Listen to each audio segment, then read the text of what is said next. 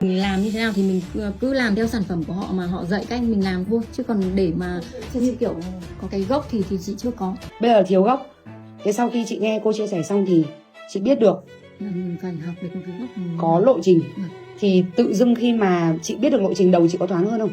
Đúng không? Thì bây giờ nhá, cô có một cái như này để chị dễ hơn này. Chị cho cô cái thời gian để chị mở spa rồi đúng không? Chị làm nhưng mà kiểu mình làm mình không có cái gốc lên mà mình cũng không thấy nó ấy lắm. Nó không có hiệu quả á. Thế thì bây giờ em mới nói với chị là em đang hỏi chị là chị có bao nhiêu thời gian dành để tập trung ở chị ở đâu nhỉ? Chị ở Hà Nội. Chị ở Hà Nội. Hoài Đức. Thì bây giờ chị có bao nhiêu thời gian để chị tập trung học để về làm cho nó có hiệu quả?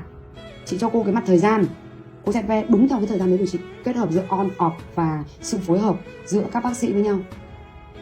Chị thì thời gian chị thoải mái luôn. Ok, học chắc tay nghề luôn nhé. Cái gì cũng biết luôn. Ok.